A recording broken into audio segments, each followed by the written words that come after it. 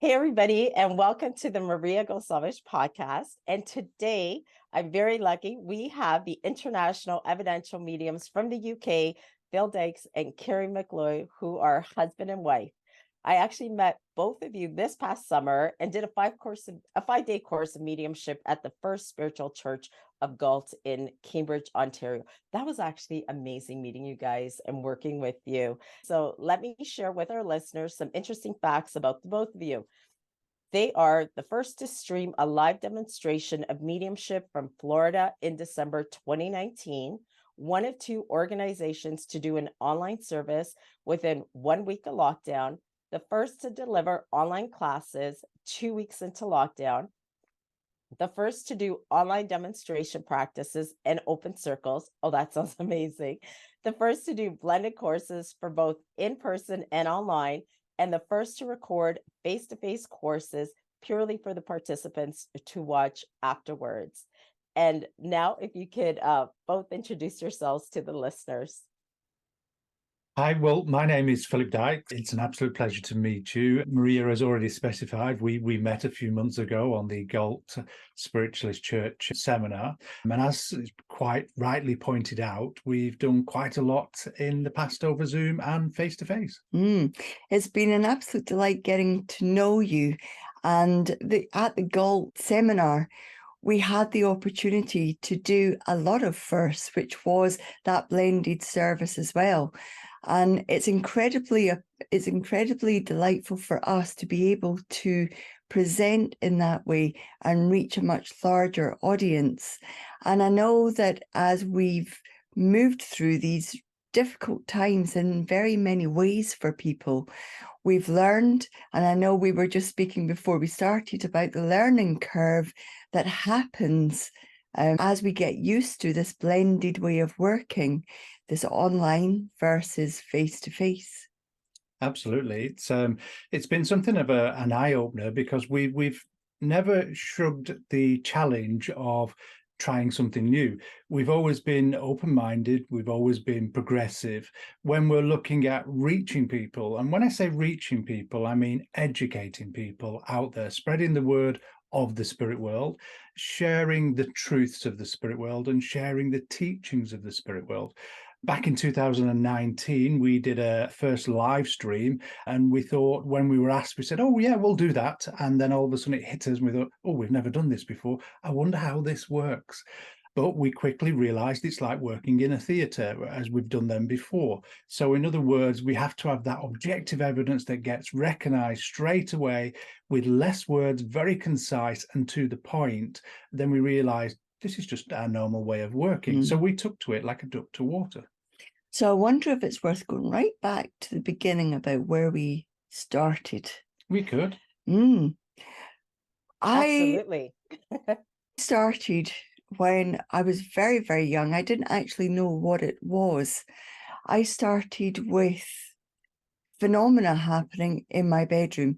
Now, for those that are watching, I had a tiny little box room. It had no windows. Now, my parents weren't mistreating me at all. It sounds like a prison cell. And I was not Harry Potter in any way. But we had one bedroom and my brother and I swapped rooms. So who had the bigger room, they went to the smaller room. And in this little box room, when I was about 7 years old, on top of my wardrobe were toys, there were books, there were ornaments, and during the night, I was woken up by noise. And as the noise increased and I put on my lamp, I realized that slowly everything was moving from one side of the wardrobe to the other and was falling off bit by bit by bit. Toy, books, ornaments. I was petrified. I went under the covers, somehow fell back asleep. My parents asked me what on earth has happened.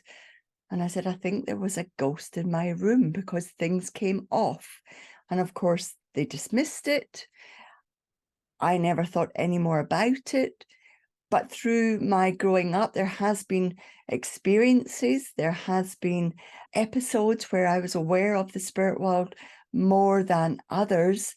And then I decided to get that grown-up world of working, of having a family, of raising the family, of integrating with people and progressing in my career. And it wasn't until I was in my mid-20s where I was pregnant with my daughter. I have one child, maybe this explains it. And just as I was giving birth and in the weeks after, I began to be much more aware of the spirit world.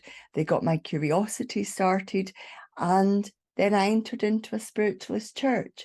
Then I became vice president of a spiritualist church. Then I became president of a spiritualist church whilst developing the mediumship, learning how to do readings and presentation, talking at high schools and teaching in religious studies about the spirit world. And then I met somebody called Philip Dykes, and my life took on a completely new direction. I ended up leaving a very successful corporate role in senior management and moving away what I thought was to do coaching. And in fact, the spirit world had other ideas. And so did I, because I thought I'd get her to come along with me. But yeah, very similar story, not too dissimilar to Kerry's, where I was aware of the spirit world from a very early age. I've been very lucky. It seemed to be a natural thing for me. When I was young, I used to have those encounters and experiences with the spirit world where I used to feel them all around me. I used to live in a big old house in a little Lancashire market town. And as we lived there, my mother was very aware of noises and things in the house, things going missing, things moving. And what I found out later is where they used to sit outside my bedroom door and listen to conversations taking place. And they recognized my voice, but they didn't recognize the other voices in there. And they used to come in, and sometimes they came in where these voices were happening and I was fast asleep. So it shows the spirit world were very much around me from that early age. Now, there were some interactions that as a child you become worried because you don't understand it. And it was a case of learning to accept it, really, where I would hear the spirit world, where I'd have those situations. They used to come on, sit on the bed and talk to me. Well, at that age, I was scared. And just like Kerry, the duvet was pulled over my head. It was bulletproof. It always protected me. But it was a case of the first interactions. But I've always known things. When I met people, I was always aware of who was in the spirit world. I was always aware of things happening to them. It got to a point where I would say things where friends or family members were entering competitions and I would say to them, "Oh, I know you're going to win. Well done," sort of thing. And they say, "Oh, you've just jinxed me. I'm now going to lose." And actually they won. So I was able to predict things, if you will, and say things which really got my attention. But all through my teenage years, there was encounters with the spirit world. But again, you put it to one side because you're growing up, you're interacting with friends, and the last thing you want to do is stand out and be something different. But it was in my early 20s, I started to take more note of it. And it was in 2005, I think it was, where I walked into the first spiritualist church. And I thought, this is absolutely wonderful. This is home. And I always remember it because there was a wonderful gentleman called Ian Clark, who was the medium that night. And for an hour and 25 minutes of that service, and it usually lasts about an hour and 30, he could not pull away from me. And he kept on saying the medium at the back. And no, I'm not a medium. I'm just looking at this for the first time. But he struggled all night. Really good evidence for me, but he wanted to go to other people, but he couldn't pull away. I think that's the very first profound experience of a medium, and that got my interest and my understanding. And in that evening, I met quite a few people, and one particular person, John Gilbert, who became instrumental in my development, my early years, who I was that inquisitive young man that wanted to ask lots of questions, the daft questions. There was nothing off the table. And he always was very patient with me and answered things and in a way that helped me dig deeper into it. So it was that first person that really influenced my mind of how to basically contact and blend with the spirit world and work with them in such a natural way. So that's really our story into it. In a nutshell. Mm-hmm. That was a beautiful story. I love that because I think it's important for our listeners to understand that you guys went through the same stuff we went through.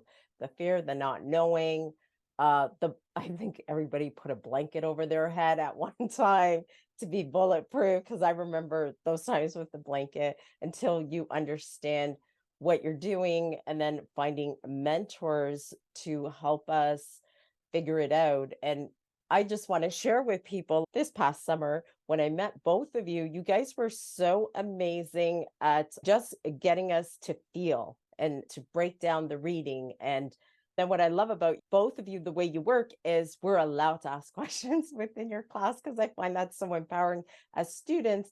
And then you each have a different perspective of sharing and breaking it down so we feel safe in your class to grow. And I think that's so important when we're learning as mediums and developing our gifts. So I want to say thank you for being incredible mentors this summer, and I look forward to studying with you some more.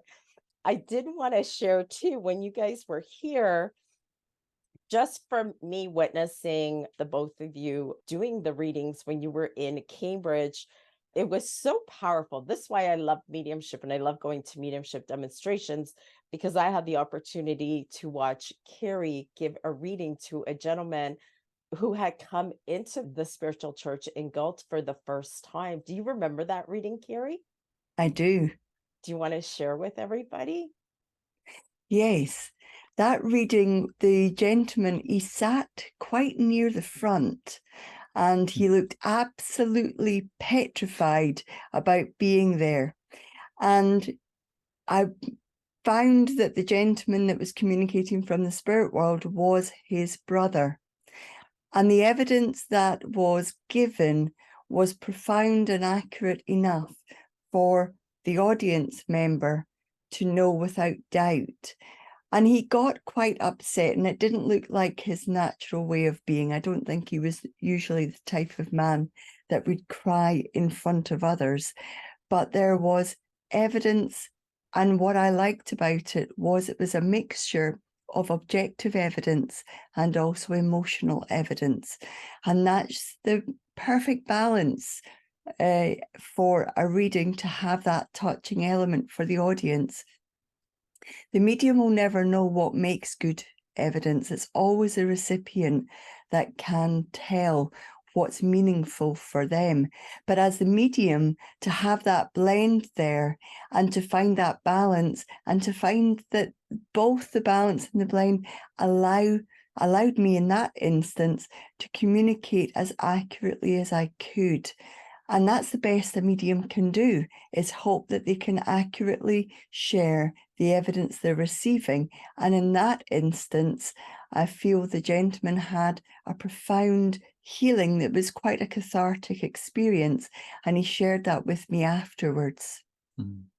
That was beautiful because we all got to be a part of that miracle in time, a part of his healing. And then I remember after you guys then came to Hamilton, where I live, and Phil did a reading, and I was sitting beside this gentleman, and you have brought through his friend and the incredible evidence that you brought through. He was so funny because he's like looking at me. He's like, I can't believe he said that. How did he get that? Oh my goodness, this can't be real. Is this real? I'm like, yeah, it is. It is. And the excitement. And it too was his first time in a spiritual church. So Phil, do you want to share that reading? Yeah, from what I remember of it, you're jogging my memory now, because we do so many demonstrations. But in that particular one, if I remember rightly, East Hamilton Spiritual Church, it was a gentleman sat near the back, and as you rightly said, it was his first time in there, and he didn't look out of place, but you could tell by his expression on his face, he was a little bit nervous. And as I began to work with the spirit world, sometimes when we work, we clairvoyantly see the person within the mind. And it was almost like an objective experience for me, where it wasn't within the mind, but actually it was in front of me. So it was almost where he was walking down the aisle towards the back of the church where the gentleman was, and said, "That's my friend," and pointing to him. So I knew my direction, and then it became a natural flow, a natural interaction as we actively engage with that communicator. And the evidence was about the meetings, how he'd really gone off the straight and narrow path and indulged in different, without giving too much away, different pleasures of life, intoxications and other things, and how he'd let go of jobs and all kinds. So it was one of those contacts that was highly objective. But it's done for a reason, because when somebody comes in for the first time, they want to see something that grabs hold of them. They want to experience something that will go against every grain of skepticism within them. And it's healthy to be skeptical, to have that skeptic side to you. But when you receive the evidence of that's really objective and profound, you can't deny it. And you could see on his face through the reading where he was in that shock, that awe, but smiling at the same time. So there was a real mixture of emotions going on. Well, as a contact, his friend was amazing, because he made things very simple for me, because it's the way I love to work with the clairvoyance and the highly objective evidence.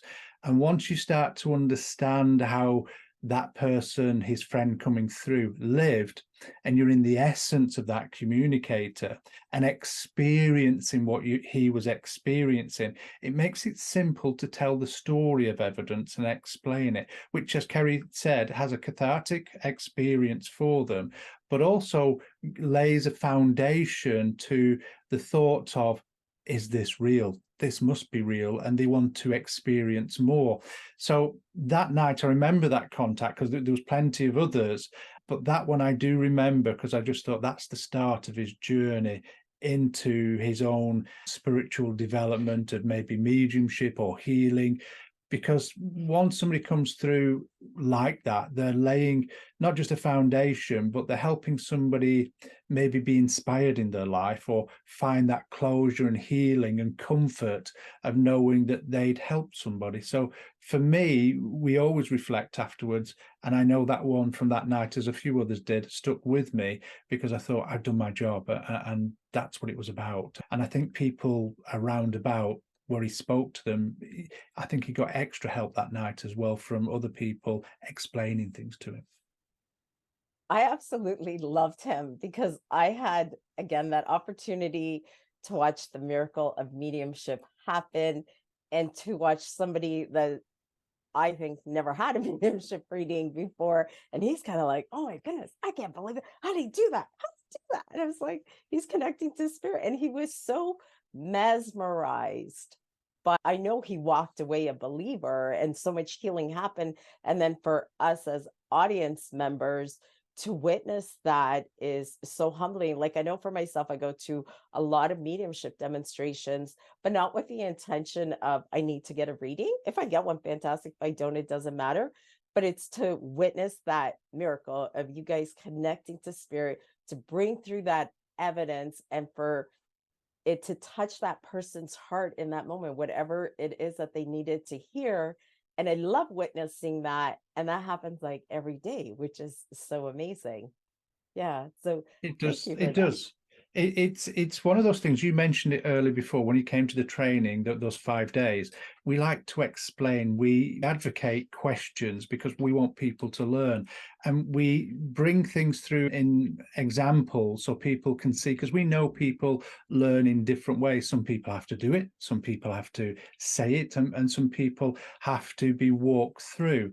So we're big advocates for explanations, questions, really helping people understand that journey. And we're big believers as well that everything should be shared, nothing should be kept. And it's really important of that, because once we understand that, it changes our mediumship.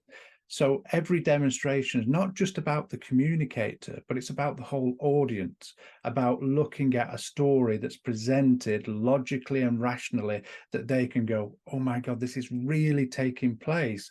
And this is evidence you can't research, you can't find on Facebook. You have to personally know that person to understand it and to receive it. That is amazing. Speaking just from my own experience in those 5 days that I spent with both of you, what I noticed about the students you brought together, we feel like a family. let me rephrase that. We are a family because we're all still connected, and we're like, what are you doing? What are you doing over here? And we're all supporting each other. And I found as we work through the 5 days, I know we had a part where we had to go into the feeling stuff, and I wasn't having a good day. And I was just like, Phil, I don't want to feel. I just don't want to feel today. And then I thought it was so powerful that you shared a personal story, and then it helped me to deal with what I was dealing with, push it to the side, and still give a powerful reading. Whereas in the past, if the feelings felt too overwhelming to myself, I would shut down. So I thought that was so powerful how you both would do that with us and spend that extra time. And you always explained everything, which I thought was so powerful. And then I noticed you're both transformational coaches. So if you could Yeah. share a little bit about that with us. Yeah, your first point there is important. Any tutor of any subject has to fully understand the topic. Mediumship is something that is different for every single person. It's a different journey, it holds different aspects, but it has very similar stages to it. And those stages are the easier part to understand. Phil and I, before we even met one another, went and frequently reflected on our practice, reflected on what was happening, and quickly learned that what was happening inside of us was affecting what was happening in our mediumship. So when we're in a face-to-face event, such as the one you were at, or even online, it's in our interest to allow everybody to know that what they're experiencing is normal. That's the biggest part of learning, is to know that what we're experiencing, what's happening to us, is part of what is meant to be taking place. And often mediumship is taught in the way of the mechanics and the formal training, and very little is actually done about the personal development aspect of it. It is spoken about, it is highlighted, and it's explained, but there isn't that following part where the students are allowed to explore that journey with the assistance. And that's where both of us, myself as a counsellor and psychotherapist, and both of us as transformational coaches with the International Coaching Federation, have that understanding of what to do when things go really scary for the student.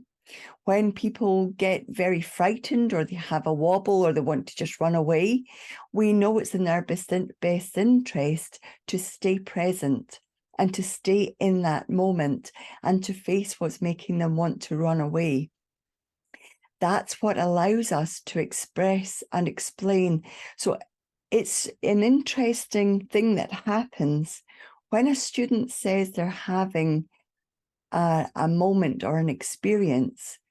Either Phil or myself will remember the exact moment it's happened to us, and on reflection have learned what we wish we had done. And that's what we offer to everybody else. There's a blend of mentoring and coaching comes in, where we can say, we know you want to run a mile. We know you want to bury your head. We know you want to cut this off and pretend it's not happening. But we guarantee you, if you do that, it will peep up its head again. So it's best to maybe face it now in an environment that's supportive, with tutors that are able and willing to hold that space. Not everybody can, not everybody wishes to, and that's okay.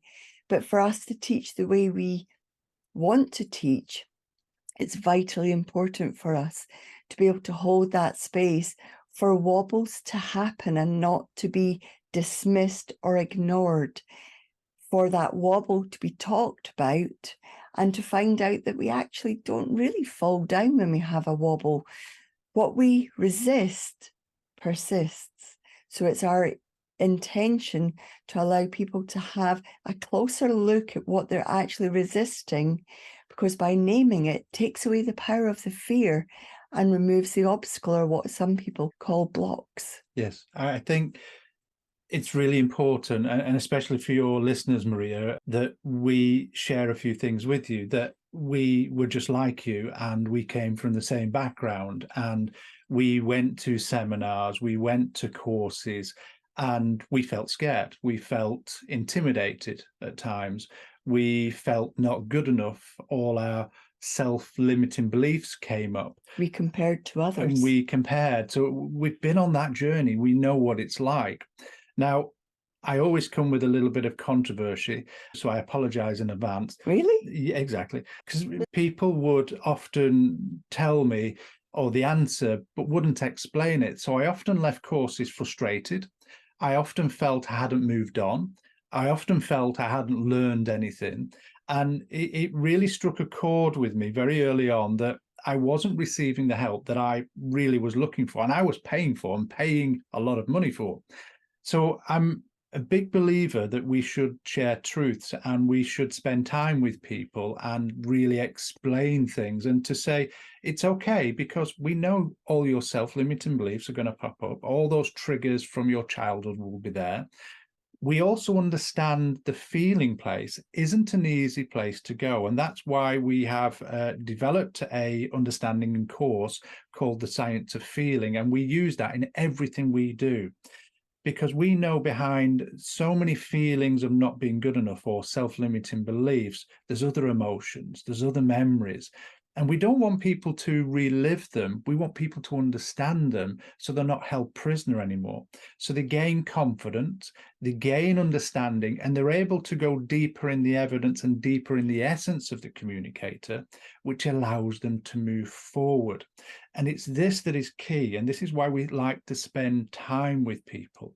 So you came on that 5-day course, Marie, and we've talked in between. We shared moments in between where we helped you through things. And we do this for all our students. The amount of time that we put into somebody's development isn't just a classroom, it's out of the classroom.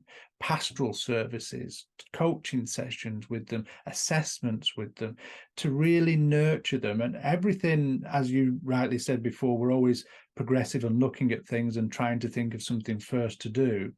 Not particularly in that way, but it just happens to be that way. We're always looking to raise that bar to help people, but we want to raise it in a way that each step is accessible, understanding of the contact, understanding of the processes, the mechanics, but also the person. As Kerry said, the personal development, what goes on within the medium, what happens within the mind.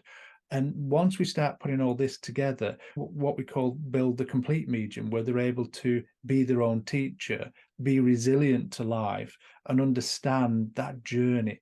So we believe in training, education, not just in mediumship, but in personal development, because we believe that mediumship can't grow without the person growing. We've got to do it together. There's the element as well of when a tutor understands what they've explored themselves and completely understands what's happened within themselves, and break that down into why did that happen? What did I do? What else could I have done? What does that mean? And how does it show up? That's why we've both done that journey, which is why when we teach, we can break things down. If we had a penny for every time a student of mediumship says to us, you've said something and I've heard it said so many times and never understood it, but I understand it now. Whether it be to do with clairvoyance, clairsentience, clairaudience, whether it's to do with the mechanics, whether it's to do with formal training, whether it's to do with understanding self, no answer will fit every single person. So using that psychic and intuitive ability that we all have, we feel which answer is going to fit best for which person. So every part of our training is uniquely tailored to each individual, which is why we always say, for instance, in the course you were on, Maria, is don't think somebody else's answer is better than the one somebody else got, because it's uniquely tailored to that person. It's what that person needs to hear in that moment. Yes, many people might find it useful, Other people might not be there yet and won't understand what it's about. But what we know is when they get to that stage, they're going to think, those two people from the UK, I remember them saying something about that, and that makes complete sense now, because every part of what we share isn't mystical, it isn't humble jumble, it's not made jargonistic. It is plain talking, because that's what mediumship is. One of the most natural aspects of being a human being is the psychic and mediumistic abilities that we hold. And that's why we record every live face-to-face that we do in the training side of things, because we know people can go back and watch the reflections and the critique and the explanations we give of the ability, so they can move forward, but they can see each other's as well and think, that bit I remember, I'm going to just go and look at that again, and it helps them. So it's a constant reminder, because we're believing if we're going to do something, we're going to do it to the best of our ability and do it some more. That's what we want to do. So having that unique idea of recording them so people can re-watch them back, we found really beneficial. And as you rightly said, you all keep in touch with each other as well. So it helps you both. We do. So then my next question is there a finish line within mediumship? Well, if there is, I haven't come across it. Mediumship is a journey that allows us to flourish as a person. It starts with, and I know on our website there's a free lecture on the stages of spiritualization. Anybody can go there on the My Mediumship app or on mediumship.com. You'll find it in the free resources. The stages of spiritualization are unique to every single person, and they don't go sequential. They kind of jump backwards and forwards. And so it stands to reason that the journey will have all those aspects in it as well. When we get to a point where we feel comfortable in our mediumship and we feel like we understand what's happening, we may have an understanding of the people in the spirit world that wish to work with us, and we may have an understanding of how aspects of our mediumship and psychicism integrate with who we are. Phil and I, when we get to that stage, always say to one another, I mark this moment because it's not going to last for very long. Because when we get to that place, we know we're ready for more growth. Now, there are mediums out there, don't get us wrong, that will be happy with where they are and don't keep progressing. The same kind of evidential readings happen, the same kind of contacts, maybe the same kind of statements, maybe their readings follow a similar pattern. The types of contacts they get might become very familiar, and they're happy with that, and quite rightly so for them if that feels like the right thing. But I know myself and I know Phil, we're looking to always evolve our mediumship. There are new things happening in the world. When we had the world hit by a COVID virus, we found very quickly we had so many different people passing through circumstances that couldn't come under the COVID banner because they were so varied. We've got wars happening. We've got people that no longer really know personally the people that were in the First World War. Maybe not even the Second World War, but look at all the conflicts around the world now, where as we travel the world and as we work online, we're more and more going to come in contact with people that have been involved in conflicts in the African states, Eastern European states, and perhaps in some of the conflicts that were involved in our own European countries here. And I know in different parts of the world, there's a whole lot taking place. So we have to open up our mediumship to all sorts. And as for names, well, the medium of tomorrow has to work with the daisies and the Pixabels and apples. Yeah. It's good, but I think it's a really good question you've asked about that finish line. But I think that question belongs in a material world or a business world or a goal orientated world, what we have to look at is that we're always learning. There's always going to be something new. There's always going to be some kind of experience. As Kerry said, we've gone through COVID, and look what happened. We're on Zoom. It's all done through the internet now, but it's allowing a lot of people now to work in different cultures in different parts of the world. And if we look at the journey myself and Kerry did, we worked throughout the United Kingdom. We represented organizations and helped teach and all kinds of things. And we thought, okay, this is good. Then as we got started to be invited to Europe, we had to learn things all over again, how they perceived life and how they interacted in life and their customs. And when we went through different countries through Europe, it was the same again. And then into America, into Canada, and now globally through the internet. We're always learning. So we're big advocates of Zoom because we know it helps people progress a lot quicker and gets them in touch with the right people. But that prospect of a finish line, we have to dismiss because there's so many different nuances of mediumship we can learn just through feeling alone, never mind the clairvoyance and clairaudience. And it's understanding that each time we do a contact, we must reflect on it, not to pull it apart, not to give ourselves a hard time, but to look at what could I have done better? What did I not quite get right? Why did I miss that? What was there and why did I not perceive it? Once we start looking at it with a different kind of mindset and celebrate those learnings instead of beating ourselves up with what we've done wrong and concentrating the emphasis on there, I could have done better, is look at next time which lessons we learn, how we go through things. And it's that evolution of the mediumship and change. And this is why we became, or one of the reasons I became, because Kerry was a big influence in my journey of becoming a coach. Yes, you were. And because I received coaching in the beginning from Kerry, then when we got together sort of thing, after a few months, it was a case of then I was introduced to a coach and I thought, this is magnificent what it does, how it makes you reflect and look at things and dig deeper into understandings. And I thought, this is my world because I work as a medium. It's my intuitive spiritual reality. This fits hand in hand. It goes so close together because I can spend time in that emotional place, understanding everything.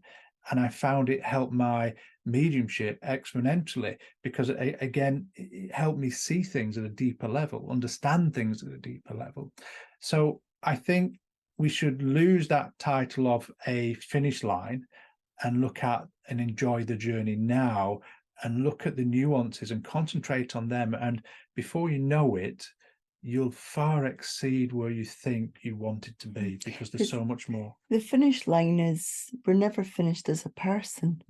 So if the person's linked to mediumship, it stands to reason that there can't be a finish line. Correct. That's so true. I feel like I will be forever learning.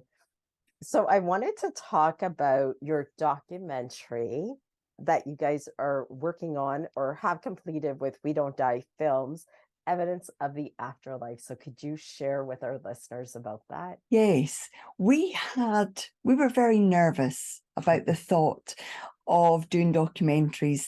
Phil was, and I'll let you speak about that, Phil was involved in a previous documentary on Netflix and didn't have the editing rights that he would have liked.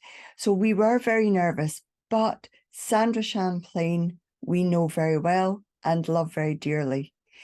Robert Lyon, we know very well, and we've got to know him even better through the filming. And he's a lovely man, as is his wife, Maggie.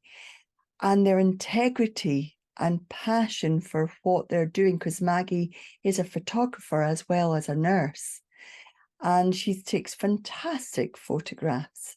So as we've spent more time with Robert and we spoke with him about what was behind this, we realised that he actually had a very similar intention to ourselves.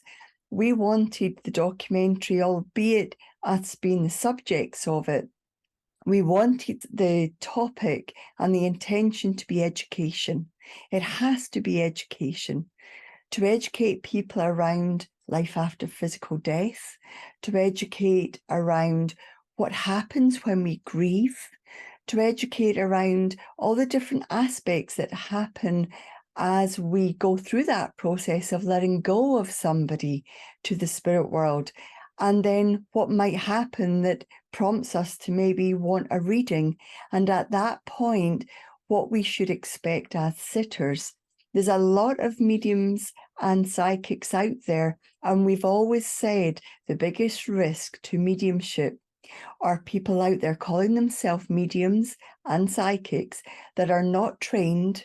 They've had no formal training. They do not understand what it is to have the ethics and the standards of a medium, and yet they're out there. And that's the people who unfortunately are meeting a lot of the members of the public, and therefore members of the public are assuming that that is what mediumship is.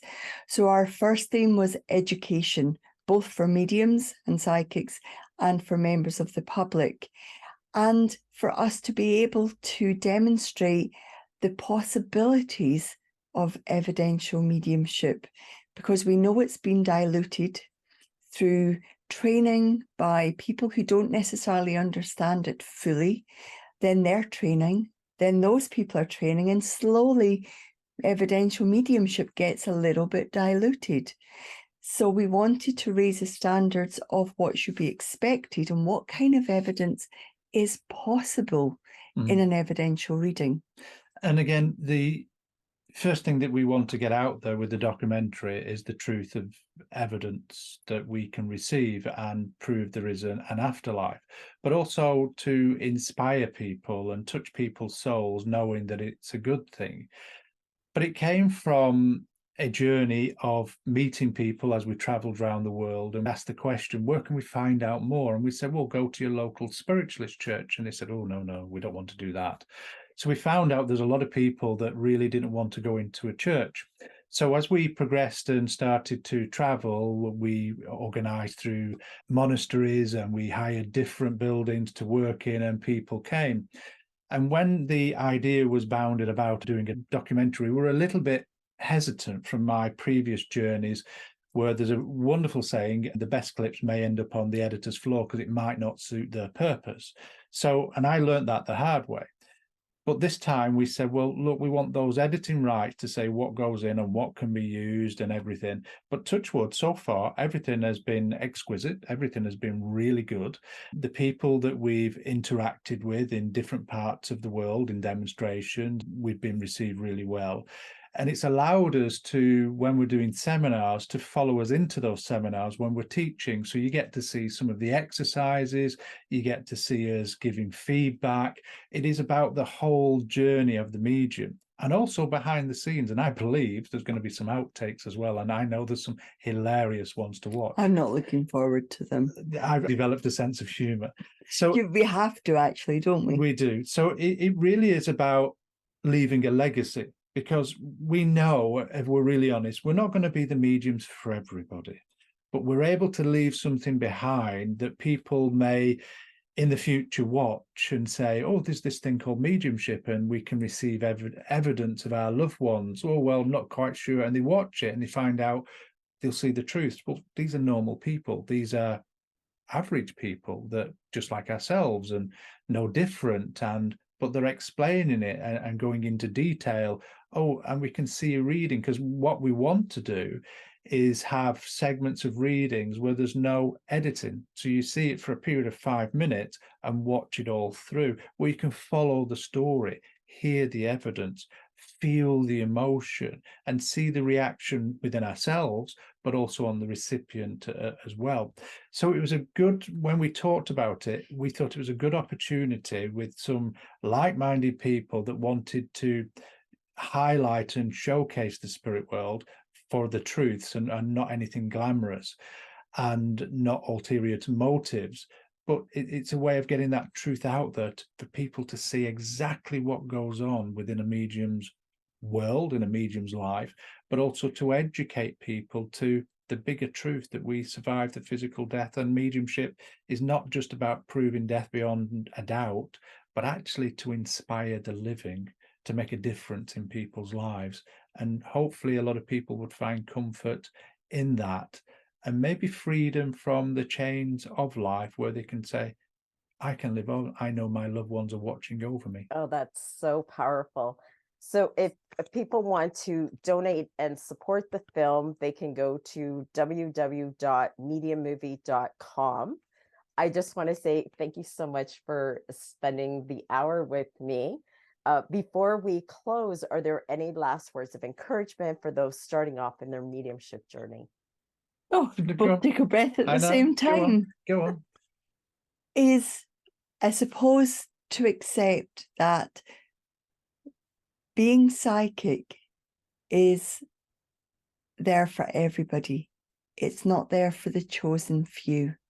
Everybody has a very natural psychic ability. Some are more sensitive than others. Some have squashed it down. Some are too busy to be sensitive. Being psychic doesn't mean that you have to be a medium. Being psychic means that you become more empathic and compassionate to people, that you understand how to interact with relatives and friends better, that you're able to sense when something's maybe not right with family members or with yourself, in fact.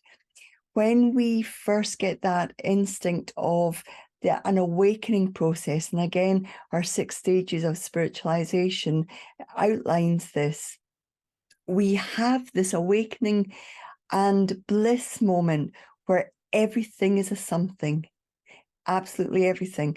When we have that, it normally comes in 2 ways, either through a tragedy or a health or a scare, or it can happen instantaneously where just you're aware of so much more. It's something that's available to absolutely everybody.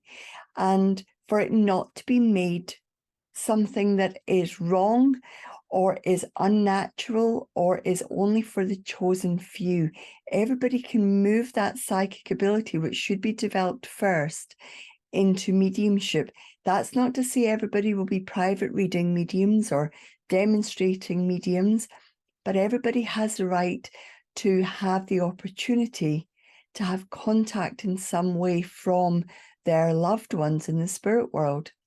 This is the reason that we did specifically some pre-recorded meditations, and you can download them from our website, that are about being able to sit within that power of the divine or of the spirit world and have contact with your loved ones that have gone to the spirit world and know for sure that it is not your imagination, and for you to gain the ability to know that it's real and that you can have whatever spiritual journey you wish to have. And I think from me, I just want to share that myself and Kerry have been exactly where you are, that's watching this or listening to this podcast. So reach out to us, email us, let us know the questions you've got, what you're struggling with. We're happy to help. But what I would say is find the right tutor that understands you. Find the one that gives you those answers, that has walked that path just as you are doing and really wants to help you. And the other side of it is as well, it's where I would like you all to remember you're individual. Don't compare yourselves to others that you think are good, because they're good at what they do. They can't do what you do, and they will never be good as you at doing what you do. And it's that understanding, and never stop searching or striving to be your best, and never stop questioning the spirit world and looking at new things, because that means the spirit world will hear and feel your plight and come on board to help you, because that's what they want to do, help you. And if anybody's looking for resources, there are pre-recorded courses that are fairly inexpensive, that are available for you to have a look at and for you to find out whether you have that natural mediumistic ability. I'm sure you'll find that you do. And come and be part of the community with Maria, ourselves, and everybody else that's attended classes and courses, and you'll find yourself at home, and you'll find yourself with like-minded people with the same thoughts, same questions, all working together, because that's what we breed, that family spirit all for one and one for all, that's what we firmly believe in. So you can find us on www.mymediumship.com. We have the app, My Mediumship, and you can find us on Facebook as well, and Instagram. Yes. And we're working on YouTube. And I purchased Kerry Sitting in the Power, and I absolutely love it. So they have great stuff on their website, so go check it out. And I just want to say thank you so much for spending the hour with us today. You're welcome. Thank you very much. Absolute pleasure.